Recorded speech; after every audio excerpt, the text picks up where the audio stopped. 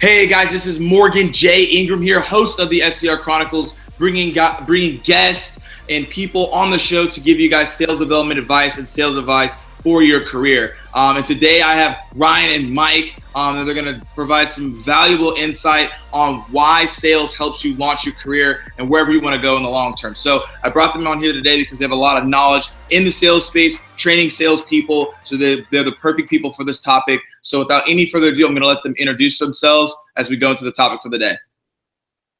Great. Hey, thank you so much for having us on the show today. I'm Ryan Reiser. I was a co-founder at Inside Sales Bootcamp, recently acquired by Sales Bootcamp. We provide a program to help young professionals learn the skills necessary to start their career in tech sales. I'm super excited to have a chance to talk a little bit more about why sales can help you launch your career. Before starting this company, I've spent the last 10 years, started as a lead generation specialist, moved into an account executive, and have run sales for about 4 or 5 different Bay Area startups. Three had some exits, and super excited about helping young professionals learn what it takes to accelerate their careers. Great. And hey everyone, my name is Mike Duchen, and I'm also a co-founder of Inside Sales Bootcamp. As Ryan mentioned, we recently joined the Sales Bootcamp team. My background is focused really on more so on the operations side, and I've had a chance to run different types of boot camps, whether it's sales or product management. I've also been part of a lot of Bay Area and Boulder tech teams and help a lot of people break into sales with their career. So excited to be here and share a little bit, not only what we've done at Inside Sales Bootcamp, but also how we're continuing to help some people break into tech. Cool. Awesome, guys. So let's hop into the first question. So the first question is, why should someone choose sales for their first job instead of all the other jobs that are out there?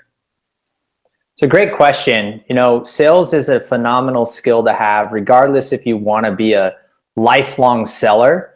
The skills necessary that you're going to learn to engage with folks, understand what their problems are, and to be able to effectively communicate some sort of solution with them is just super valuable, regardless of if you're going to sell them a product, if you're going to sell them an idea, if you're going to convince a significant other to spend time with you and potentially have a relationship. These are skills that you can have that last for a lifetime. And so as you're launching your career, especially in tech, a lot of organizations are hiring aggressively for folks who are willing to break down doors and help them drive revenue. And sales is a fundamental skill that can help you break into marketing, into product, into leadership in an accelerated fashion than you might get going into other departments first. The best thing about it too is that unlike being a marketer or an engineer or a product manager, it requires zero experience for the most part to get that first job. Especially with sales development reps, most organizations are willing to take a shot on you right out of school.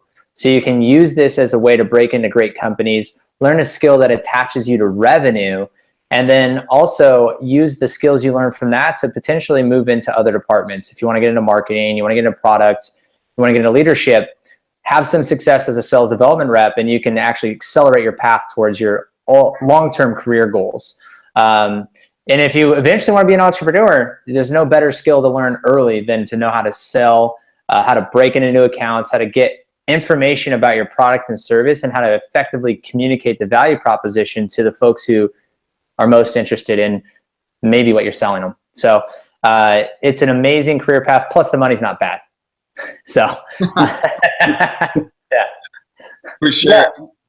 Yeah. I just add to it, as Ryan mentioned, I think the great thing is it not only gives you that path to acceleration, but also gives you that right mindset of, hey, this is really hard, right? Like, as you know, and Morgan, you've been in those SDR shoes, like it is really challenging, being thrown into that sales position and, having to not only deal with rejection on a daily basis, but deal with it at a large volume too. So I think what it does is not only helps you get your foot in the door, but also gives you that mentality, especially if you want to be in startups, saying, hey, this is really challenging. It helps to have a good process and great mentor and team to work with, but also from the very beginning, gives you that kind of drive and just sheer energy that you have to put into it to make stuff happen. And then as we've kind of talked about, then you have the opportunity to join a lot of different types of roles too. So. Yeah, 100%. And then also, why sales you talked about it, but let's kind of dive a little bit deeper from a skill set perspective. Like, what are you actually learning from sales that in other positions or other kind of careers you may not learn? Yeah, absolutely. So I think one that's super helpful is, it sounds basic, but time management, how to really carve out, the right times of the day to be most effective. So you just don't show up and say, okay, what am I doing today? To make sure that whether it's you're going to be doing prospecting, research, outbound, having the actual meetings, to make sure you're applying that correctly. And then, specifically, I would say with prospecting is the most helpful piece, just because you're going to actually be actively reaching out to people who don't know who you are, especially on outbound. And so that is a skill, whether you are an SDR or a entrepreneur trying to raise 500K. It helps to know that process pipeline and also how to actually work through it in an efficient manner, I'd say. Yeah, and I'd add on to that, in particular, if you're interested in marketing or product, being able to actually engage with people who know nothing about your product or service and ask great questions, understand their problems, and try to get information about what is actually going to benefit them long term, and how you can align your product or service with their needs. Asking great questions and being able to effectively come back and create something as a solution translates really well into other roles within a business. Those conversation skills, those problem solving skills, those just the ability to actually kind of influence folks for their most important asset, which is time and day, is also a really, really key skill that you gain, regardless if you're going to be a seller or not. As Mike mentioned, time management is one piece, but just getting someone's time to give you the information you need and then providing value along the way is extremely helpful, regardless if you're a seller or if you're working in other departments within a business. Yeah, and then I think that's super important. It equips you with all the skill sets that you need to do things further on, which is what the topic's revolving around, is like, this will help you for your career. So what do you see as one thing as someone's getting to sales, like, or an SDR role, like, what's the one disconnect that they have going into this sales role that could actually, like, not actually help them have a good career? Yeah, so I think it's a great question. I don't know if it's going to answer it specifically, but when I hear that question off the bat, it's like a disconnect that a lot of people have today. When they hear sales, they kind of think of a used car salesman or a sleazy financial salesman, movies like Boiler Room, where honestly, that's not what sales is today, especially sales development today. The role of sales development in a technology organization, you're the front line, first point of contact breaking into these organizations. You need to be a product expert. You need to be an industry expert. You need to be very knowledgeable about what you're doing within this organization. And I think a lot of people don't realize that the role of sales, especially sales development, is not about persuading somebody to pull wool over their eyes or trick them into buying something. It's really more about being an expert that's helping them solve real problems that they're faced with on a day-to-day basis. And the disconnect that I see a lot of people have by thinking about a career in sales is, I'm not very salesy. I don't know if that's for me. But in reality, a lot of people that excel in this position are those who aren't traditionally what you would think of a salesperson.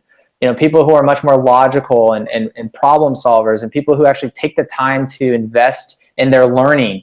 I think one of the biggest assets that an individual has early in their career is that sales is not about being some sort of, and maybe this answers this question a little bit better too. It's not about being the sales guy, the outbound person, this person who's so social.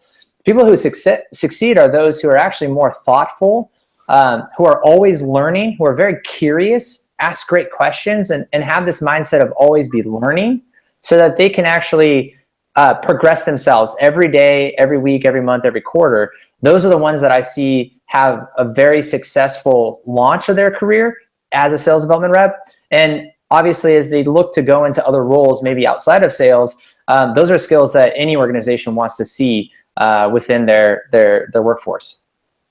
So I don't know if that answers it correctly, but that's the two kind of lines of disconnect that I see. A lot of people think of sales as well as the types of people who succeed in the role. Yeah, and I just add to it, I think it's important for if someone's considering taking a sales role, especially as a first job, to really make sure that you do your homework ahead of time, not only with the type of company that you'll be working with, the team, the manager, because, a big negative that can come from starting off in sales might be if you just didn't set the right expectations up front and find the right team that is a good fit. And that's what we've really worked with a lot of our students of saying, not only are there a lot of great opportunities out there, but really making sure that it's a right fit so you can avoid kind of that nightmare situation of where you show up, you haven't built up expectations, right?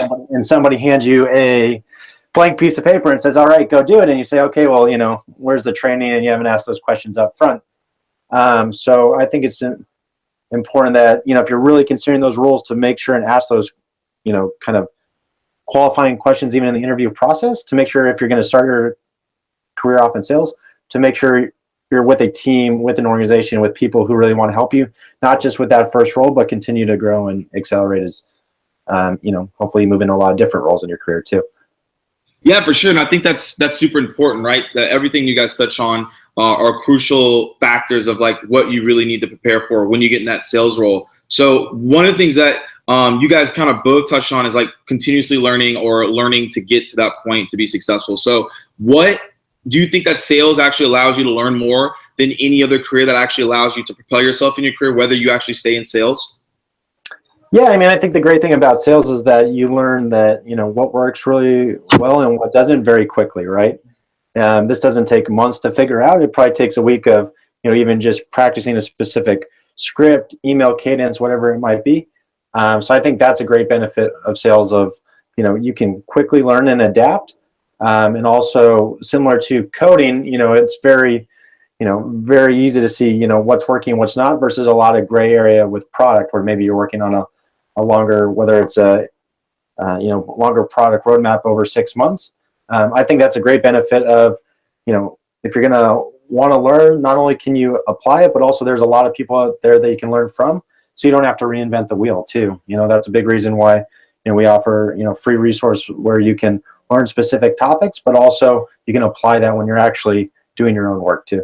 So. I think the learning mindset is fundamental to success as a seller. I don't know if you necessarily need to have that mindset in other roles within an organization. Those who succeed in other roles may have it, but as a seller, if you're not adapting a learning mindset, you're not going to have success off the bat. If you're not data driven, if you're not using information to help you understand what's working, what's not working, so you can improve week over week, month over month, quarter over quarter, you're going to fail really quickly. And those who wash out of sales are those who don't have that mindset of asking, hey, how do I get better week over week over week? And if you're not a seller, after the fact, having that mindset from the beginning that, hey, when I was in sales, I had to know to ask these questions in order for me to be successful. It was okay to ask questions. It was okay to not to know something right off the bat. It was okay to say, that's a great question. Let me get back to you. I think a lot of people fear that response in other roles because they're supposed to maybe already be the expert. If you're the product person, you may need to already know the answers. If you're the marketer, you might already need to know how to say something. But in sales, you learn that it's okay to not know. It's okay to go back and learn and come back with an answer. And having that mindset from the beginning really does help you be a little bit more successful in other types of roles. I think that's a trait that other managers really, really look for that are hard to find if you don't have that sales background. So is that something that you have to instill in someone when they get hired, or how can someone learn that learning mindset? Because you kind of talked about how like some people may not have that mindset going in. So how does someone get to that mindset? I mean, I think that's a great question. Not everyone's going to have a learning mindset, right? And actually, I think a majority of people do not have that mindset. So when you can find somebody who's already in that, like they're already that type of learner, they're going to be super successful. They're probably already going to succeed. But I do believe that people can adapt a learning mindset. It's something that's trainable and coachable. And I think it's important for focusing on that early in someone's career. And again, that's why I see sales as a great way to launch your career, because if you don't adopt, you're going to fail quickly. And so those who have great coaching, training, and development to adapt that learning mindset get skills that help them be successful anywhere, regardless of where they go. So how do you get it? It has to be trained if you don't already have it. But I personally believe that you can adapt that mindset. It just takes somebody to help you, make that shift. And I would just say, just a big thing is putting the effort into it, right? Not only if having that mindset, but are you willing to take the time to, get into the office early, take advantage of the people that you have the opportunity to learn from. But a lot of this comes down to effort. So, you can have a great learning mindset, but also be super lazy and be horrible at sales. So I think it's important to make sure that you're actually putting in that effort. And if, especially if you're trying to break into sales, find someone who's willing to give you a chance to prove yourself.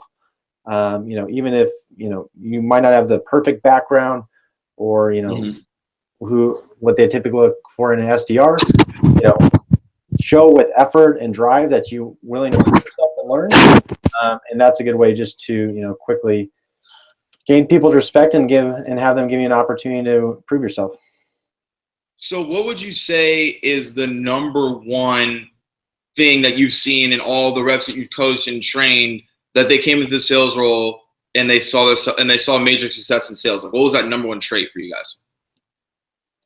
Yeah, I mean, it builds upon, at least for, what I've seen is it's one, the effort, but two, you need people who are dependable, and three, people who, like being competitive in the sense of, they know that, sales is kind of a cutthroat business as far as needing to prove yourself. So it's people who realize that, it's an opportunity, but also that they need to put the effort in, and then also that they're dependable, so that if you have a 7 a.m. call, they call you 5 minutes early and make sure that, you're ready to go and prep, so that they're not just going through the motions, but also you can tell by their effort that, they're actually prepared, actually deliver value to the conversations that they're having.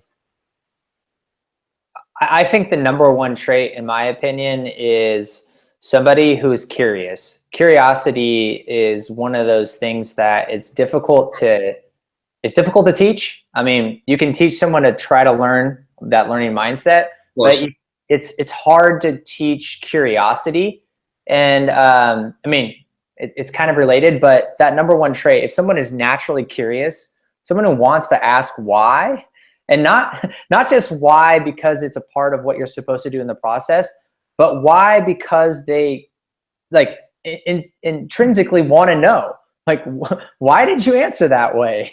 Why do you believe this in that capacity? Or why are you thinking about something in that way? Why is it a problem? Asking that question and having that curiosity kind of natively built into your DNA is one of those, like, that number one trait that I see sales development reps have a lot of success, or anyone in sales really, because you move away from the process of going through discovery, qualification, and so on and so forth. It's just, if you're good at just understanding why this problem exists and how your product or service is going to align with that problem, you're going to have success regardless of your communication skills and things like that, just because you're helping get to that deep rooted pain or issue that most people miss out on by having that curiosity just kind of natively built in. It also then influences your ability to go in and learn more, right? If you're curious and you don't know, you're going to go and learn. So that'd be the number one piece that I see from reps that are most successful. Cool. Yeah, I think curiosity is big, because again, you're going to ask those penetrating questions to your prospect. You're going to want to actually go learn out and go learn more things. So I think that's like definitely a number one trait that I believe as well. You have to be curious to get to where you want to go. And so with that, you kind of talked about communication. So for both of you, what do you think? Does sales help you be a better communicator? And then with that being a better communicator, does that actually pay dividends for your career in the long run?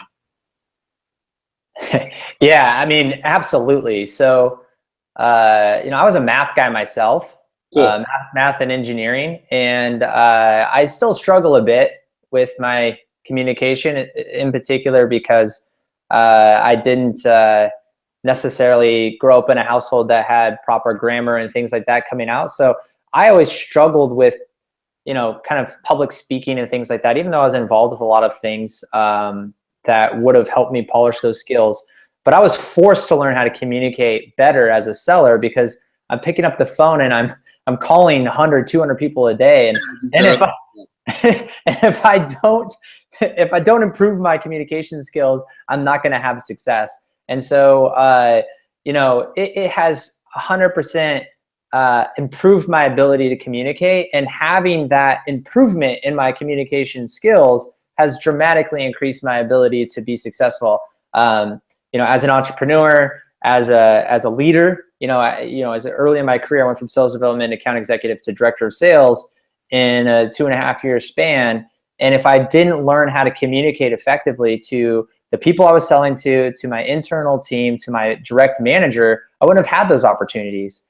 And so it's 100% a great role to learn those skills, and getting those skills are going to dramatically increase your ability to accelerate your career path. Yeah. Yeah, and I would just say, I think a key thing as far as being a good communicator, especially what it means for sales, it doesn't mean you have to be an extrovert, right? So I think a lot of people might just say, hey, this person talks a lot, so they'd be great at sales. I'd actually argue that, if you're effective in your communication and actually ask great questions, actually listen, it doesn't mean that you have to be this extrovert that, is the loudest guy at the party always talking. It could actually be someone, I know a lot of great sales reps who are actually pretty introverted, but they do a great job of, one, kind of turning it on when they're actually on the calls, but then also, two, listening so that when they do speak, they make sure it's very effective and that they're not just talking to talk, which I know people hate. So I think it's pretty, not only is it helpful to be an effective communicator as you look long term, but also I'd encourage people to think about, if you want to get into sales, that doesn't necessarily mean that you're the most extroverted, outgoing person. But it does mean that if you learn to ask the right questions the right way, and build upon it, actually listen to people, like Ryan said, what you then actually say makes a big difference rather than just saying something to speak. Yeah, and then I think sometimes, in sales or even in life, you want to try to say something when you really, maybe you don't see to say anything at all, right? And that actually can be the best thing for you to say. And so let's kind of go in a different path here. Let's talk about career.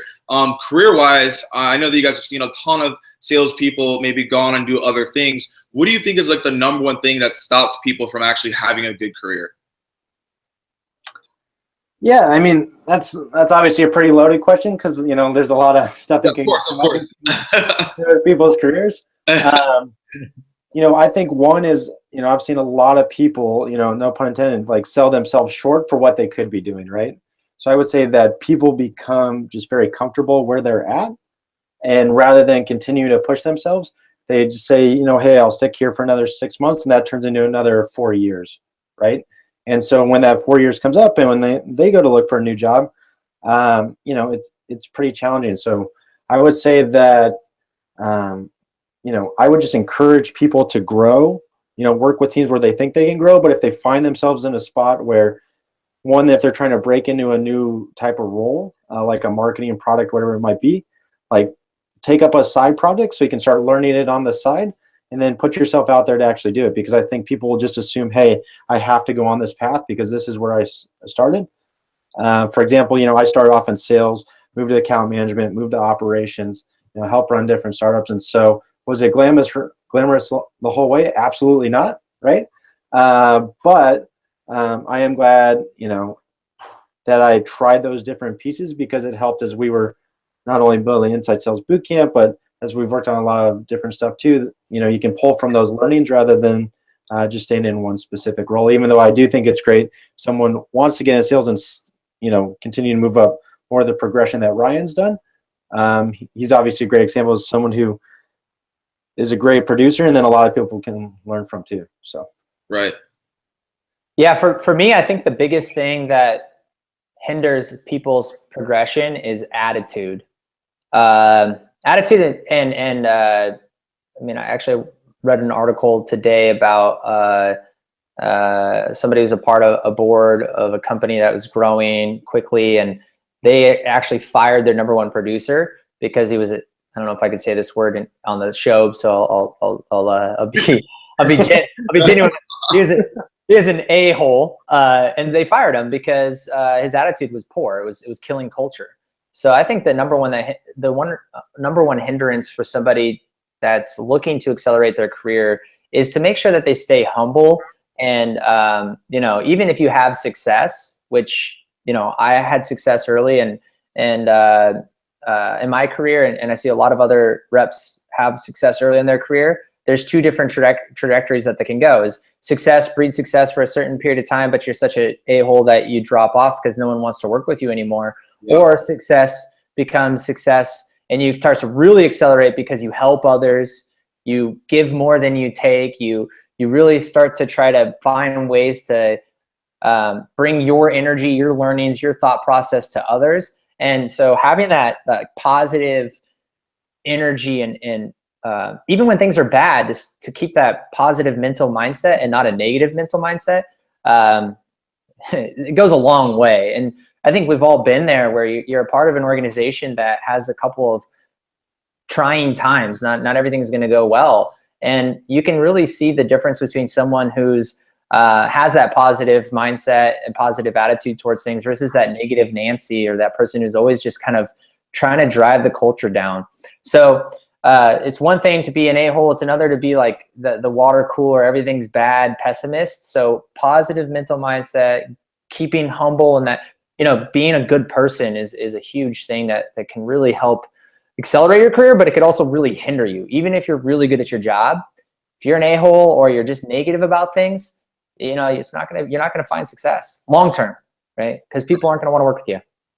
So you brought up humble, you brought up attitude and keeps it together. How do you keep that up? Like how do you actually build that? Like how do you actually stay humble? Like if you're doing really, really well? I think that's a great question. I think it's a hard question to answer because you see it all the time with famous people, right? They completely change, and not to say that you're going to become famous as a seller, but yeah. I mean, shoot, if you're doing really well, you can make a lot of money and all of a sudden your life changes and you can kind of experience some of those things at a smaller level. So it can be difficult because human nature makes you want to kind of take that path of I'm above you or whatever that might be. So, I mean, I think just trying to practice, keeping a positive mindset by, not going down that path. When you hear someone saying something negative, try to change the topic into something more positive. Take walks. In sales, you get beat up on the phone, especially sales development, man. It's not glorious, right? You're doing 100 calls a day. 6 people answer their phone and 5 of them tell you that, go somewhere you don't want to go pound sand, right? So that one person you got to stay positive. You got to be prepared for that moment of truth and be prepared. And so if you're getting beat up all day long, like sometimes it takes going out and taking a walk, right? It takes doing things like that. So that's how you stay positive on the negative side. On the success side, I think it's one of those things where you just have to make sure you check yourself and understand that even in this small world of success, especially early in your career, just because you're the number one rep at your company doesn't mean that you're all of a sudden the best person in the world. And you need to put things in perspective and understand that taking it to the next level is what you're trying to do. And the way you're going to do that is not by doing it by yourself. It's going to come through building a network of people who can support you through mentorship and coaching and so on and so forth, but also by helping others the more you can help below you, the higher you will rise. And so trying to understand that early in your career will go a long way. I don't know how to answer that completely in terms of how you avoid it, but I do know that if you try to make sure that you understand that if you go the direction of inflated ego and things like that, you're going to really, really cause yourself some concerns 5-10 years into your career. Yeah, and I would just add to it, I mean, it's important to treat people like people, right? Like, I think, a huge mistake a lot of people in sales make is, sometimes they might, as Ryan mentioned, be, top seller, crushing it, all that kind of stuff. But, what goes a long way in being humble too is actually meeting other people on the team, like, especially with a smaller team, like on the product side, the engineering side, learning a little coding goes a long way, right? So if you want to not only be humble, but also take the time to actually meet the other people, not only with just within your org, but on the team, but also say, hey, even though I'm very successful with this, I'm actually learning enough that it makes your life easier because I actually care enough to actually learn and communicate with you. So that makes your job easier and better for the customers. I think that goes a long way, and that shows a lot more than, hey, I crushed my quota by this and I'm making, X extra thousands of dollars. It just goes a long way, and people remember that, because I think the biggest thing that especially younger people don't realize is that everybody's going to end up somewhere else pretty much, right? So if you're in that role, there's a good chance that not only the people on your team, but also people within the different departments will end up in all different startups, bigger companies, whatever it might be. And they won't remember if you, crushed your quota last February. They'll probably remember if you were, as Ryan would say, that a-hole, or someone who actually took the time to, talk to them not only about the code, but also, something, whether it's baseball, family, whatever it is. People remember that, and it goes a long way. And I think people are so concerned on just proving themselves versus, hey, I'm going to treat you like a person externally and internally. I think that's just a great way to show people that you are humble by actually putting it into action. Yeah, I think that is true. It's it's the character, right? The character of that person that's going to transcend over to whatever company they go to next, whatever position they go to next. And you always, like I said, you may not always be in a quota carrying a role. You could go to leadership or something of that nature, and you're going to have to, of course, be a different type of person because you're going to be held to different standards. So I think it's super important to think about it in that way and not to strive away from being humble. So on that note, you guys brought a lot of value so far, and I really appreciate you guys hopping on. The last question that I ask every single person when they come on the show: what is the one piece of advice that you give to SDRs as they come into a new role? Yeah, I would say that the biggest thing I would suggest for SDRs is just to remember to ask for help, right? That's why we all build out a specific training program that has answered a lot of the problems that we've all experienced. So you just need to speak up, right? Rather than making sure that you're doing everything absolutely perfect or going through the motions, ask for help, because there's a lot of people, not just internally, but obviously, with a great show like this, whoever it might be, there's a lot of people out there who have experienced that and want to help. And I think people are so concerned on proving themselves and making sure that they're doing it, to take a step back and say, okay, I have this great opportunity and there's a great community of people who want to help. So just ask, and just learn to ask the right way. And there's a lot of people who are willing to help out there. Yeah, to piggyback on Mike's thing, I think for a new sales development rep, new to their role, it's really important to go back to something we talked on here, is to, from the beginning, establish an internal culture of learning, because if you don't know something, it goes on the help side. You can ask for it, and if you can't find that help internally, there are so many resources out there to help you get up to speed quickly. So even if it's not your organization that you're working with or someone within the organization, there's probably someone out there, show like this, books, things like that. If you adapt that mindset early, you're going to have so much more success. And then to kind of, you said one thing, but I'll throw the second thing in there too, is to make sure that you're helping others. Your job is to solve problems. Your job is to find alignment and solve someone's problem, and you're that frontline person. So be helpful and find ways to help, even if it's outside of your role. So if you're learning and you're always trying to kind of provide more value to others than you take, you're going to have success regardless of what you do. Awesome. Well, Mike and Ryan, thank you so much for coming on the SDR Chronicles Day. You brought a lot of insight on like why sales is important to help you in your career for the long term. So as I always say, guys, keep dialing, and I'll see you guys soon. Sounds great. Thank you. All right. Thanks, Porter.